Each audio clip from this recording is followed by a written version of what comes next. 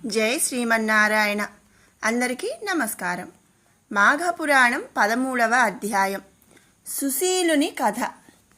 రాజా, మాఘమాస స్నానము వలన వైకుంఠ ప్రాప్తిని ఎట్టువానికైనను కలిగించును. దీనిని తెలుపు మరి ఒక కథను వినుము. పూర్వము గోదావరి తీరమున సుశీలుడు అను కర్మిష్టి అయిన వేద పండితుడు కలడు.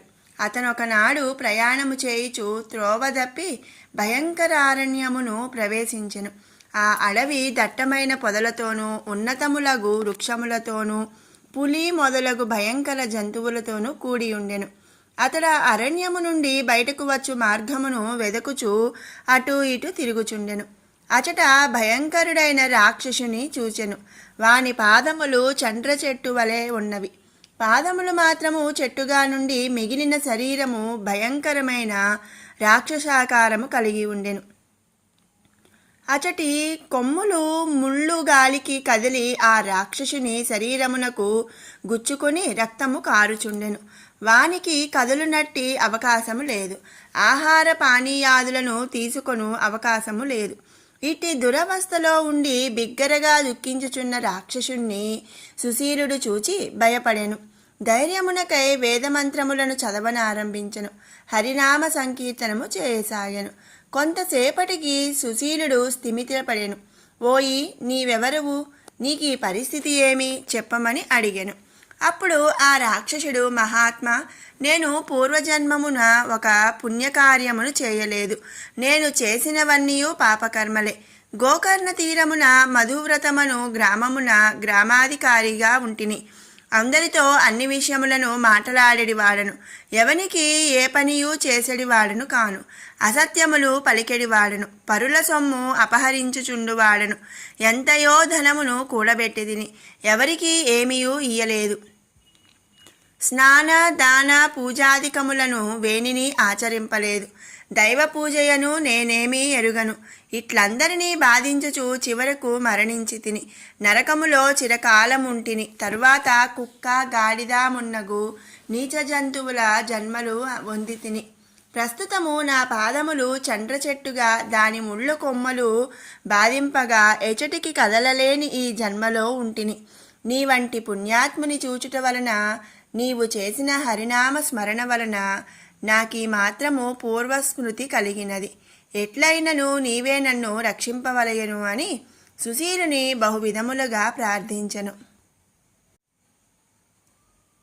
సుశీలుడును వాని స్థితికి మిక్కిలి విచారించెను. వానిపై జాలిపడి వానిని ఉద్ధరింపదలించెను.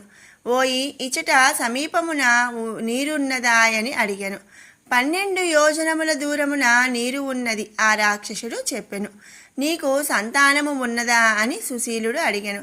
అప్పుడు ఆ రాక్షసుడు, అయ్యా, నాకు ఆ జన్మలో 4 పుత్రులు. వారును నా వంటి వారే. వారి సంతానము అటువంటిదే. ప్రస్తుతము నా వంశము వాడు భాష్కలుడను వాడు గ్రామాధికారిగా ఉన్నాడని చెప్పెను. సుశీలుడు, ఓయి, ధైర్యముగా ఉండుము. నేను నీ వంశము వానితో మాట్లాడి నీకు వచ్చిన ఆపదను పోగొట్టుదునని పలికెను.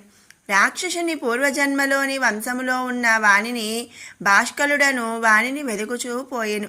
సుశీలుడు రాక్షసుని పూర్వజన్మలోని వంశము వాడైన భాష్కలుని వద్దకు పోయెను. వానికి తాను చూచిన భాష్కలుని పూర్వీకుడైన రాక్షసుని వృత్తాంతమును చెప్పెను.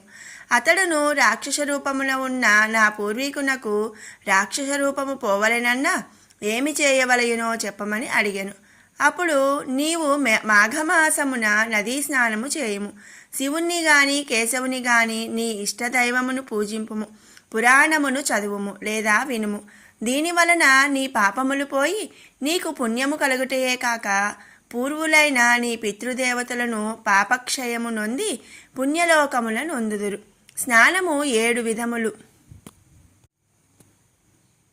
అవి మంత్రములను చదువుచూ చేయు స్నానము మంత్రస్నానము, మట్టిని రాసుకొని చేయు స్నానము మృత్తికా స్నానము, భస్మమును శరీరమునకు రాసుకొని చేయు స్నానము ఆగ్నేయ స్నానము, గోవులు నడుచునప్పుడు పైకెగిరిన దుమ్ము మీద పడినట్లులా చేసిన స్నానము వాయవ్య స్నానము, నదులు చెరువులు మున్నగు వానిలో చేయి స్నానము వరుణ స్నానము, ఎండగనున్నప్పుడు వానలో చేయి స్నానము దివ్య స్నానము, మనసులో శ్రీహరిని స్మరించు చేయు స్నానము మానస స్నానము.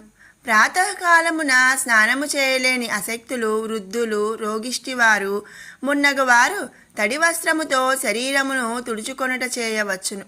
జుట్టు ముడివేసుకొని స్నానము చేయవలెను. స్నానము చేయనప్పుడు కౌపీనము ఉండవలయను, అంటే గోచి. తుమ్ము, ఉమ్ము, ఆవలింత, మాలిన్యము, దుష్టులతో మాట్లాడుట మున్నగునవి తప్పనిసరి అనినచో ఆచమనము చేయవలెను.